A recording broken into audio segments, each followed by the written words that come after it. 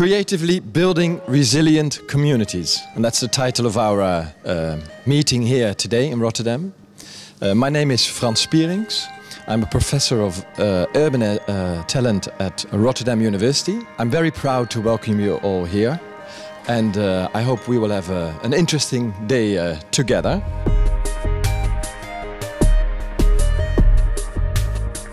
Het is het slotcongres van het project Everybody on Board dat de Hogeschool Rotterdam samen met de University of East London uitvoert.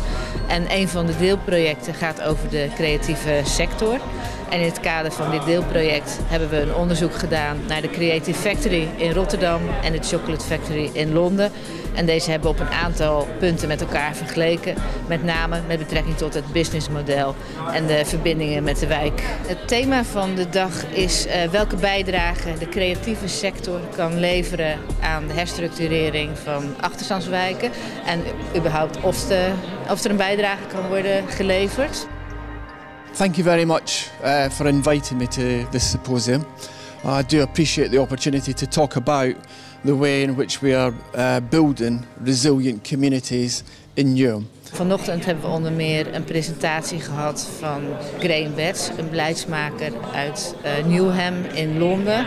Die het een en ander heeft verteld hoe hij het aanpakt om van Newham een veerkrachtige samenleving te maken. An important point is really about what we call population churn. What it means is inevitably a lot of people don't have a long-term stake in the borough. They are there for a few years and take wealth that they create and generate back with them when they go. And then finally that we've been experiencing, as everyone has, a worldwide recession and the impact of that. This again is putting huge additional pressure on us. So at this time where we're having to try and do more, we're receiving less to enable us to do it. We've got a lot of land in the public sector which isn't being used, or buildings, you know. And what I think we're keen to do is to begin to let those spaces out to create an opportunity for entrepreneurs to use them and give them a kind of lift up and a first step to actually making a successful business as well. In Newham we believe there is a very important role for local government, and we're very much trying to ensure that we continue to play that role. The Creative Factory is situated in the Maasilo. And the Maasilo used to be a grain warehouse.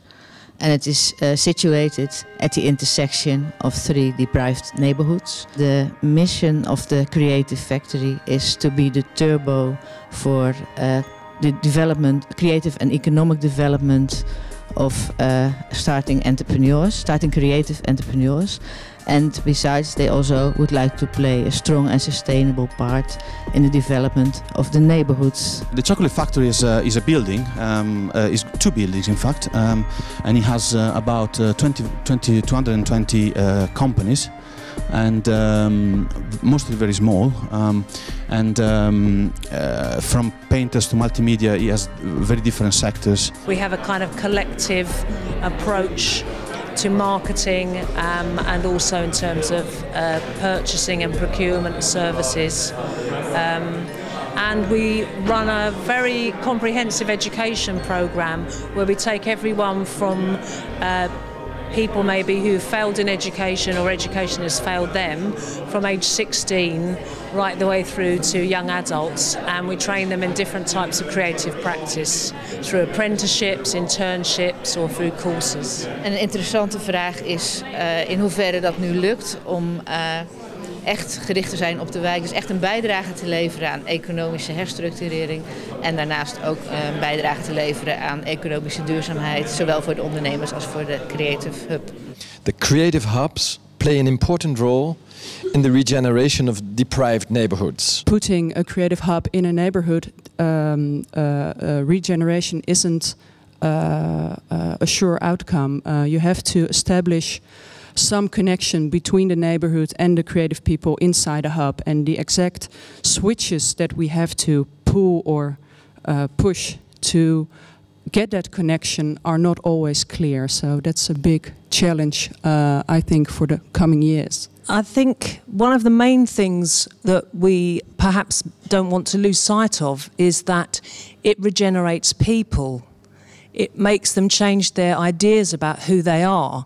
How do you move someone from someone who's on a low income or not working, or whose family hasn't worked for 3 generations, into someone who can imagine themselves as being their own boss?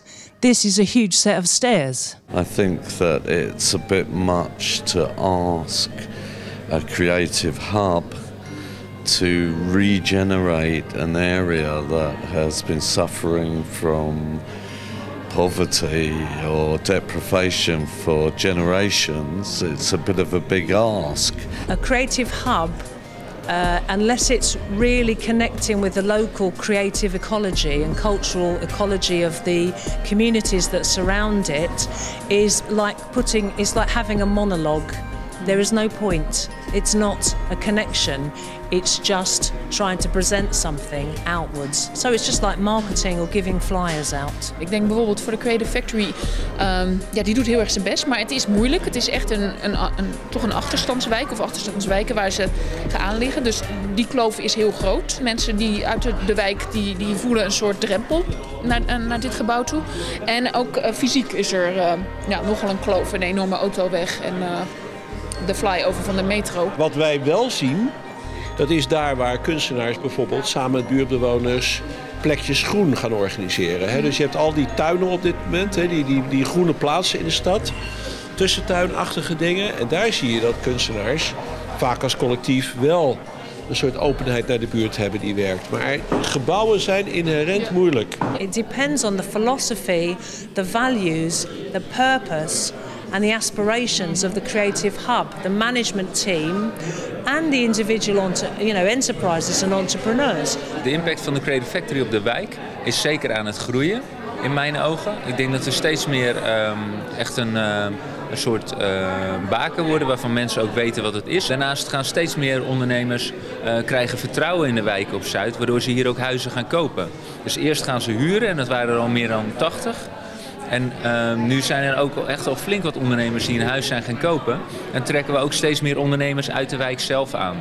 Dus ik denk dat de impact al aan het groeien is en dat die nog veel groter kan worden. En hopelijk gaan nog veel meer ondernemers echt een stap maken om hier ook echt te investeren en een huis te kopen.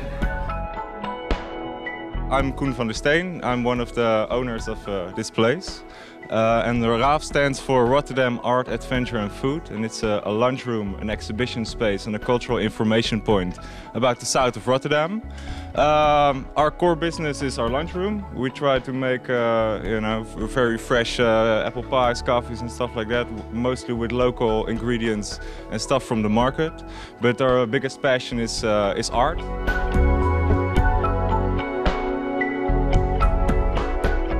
Treehouse is a project developed by artist Jeanne van Heeswijk and architect Dennis Kaspoudi. They thought of a plan how you can use local production to combine it with cultural production to make this area more stronger. It's a cooperative project with a lot of inhabitants of the neighborhood, a lot of designers, people from all over the world come here to look at this concept. Gemaal works together with Museum Rotterdam, CBK, Tent and Cosmopolis. This is an exposition of Museum Rotterdam. And there is also every Wednesday and Saturday, there's a terrace you can order some food.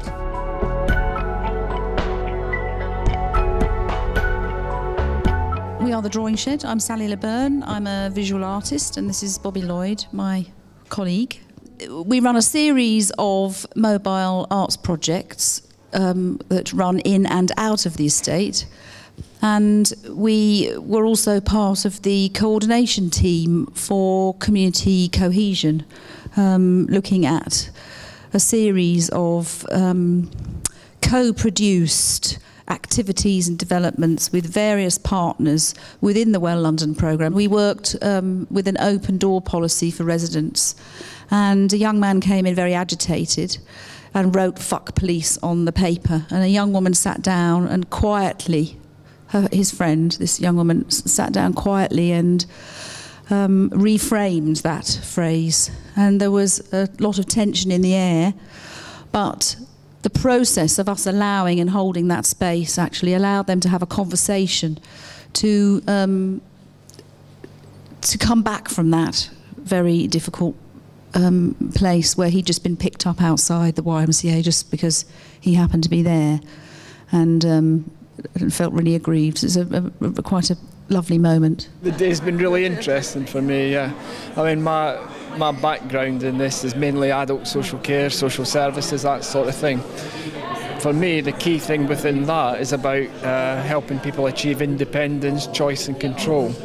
And I think one of the ways that the creative industries can be involved in that and help people, you know, with learning disabilities, mental health, they can add a lot to that as well. So for me, it's been very interesting to look at this from different perspectives. We started off by asking ourselves how we'd know a resilient community if we saw one lying around somewhere, and we basically looked at a number of issues. It's about people's active involvement, mutual respect, people being aware of each other, people knowing each other, people taking each other into account. So that was one important dimension of it. The fact that there should be public spaces which were open and welcoming and which everybody had access to was also deemed to be important. Control over one's own environment and over one's own life. One key point, I think, is definitely the fact that the creative industries is a number of subsectors, and there is an awful lot there: advertising, architecture, and therefore looking at how the creative industries or creative sector can build resilient communities is quite difficult, because it depends on what subsector we're talking about. If we simply multiplied the number of hubs, would that help? Not in itself, because we looked at this hub, the factory, and noted that there's very little representation from the local communities. There's very little connection. So one of the things is around building those connections, whether it is through some deliberate policy of ensuring diversity in the startups that walk through the hub, whether it's in ensuring that there is local input into the hub. It is considered that the municipality is cutting budgets and less money is spent to a lot of things, among which creative things.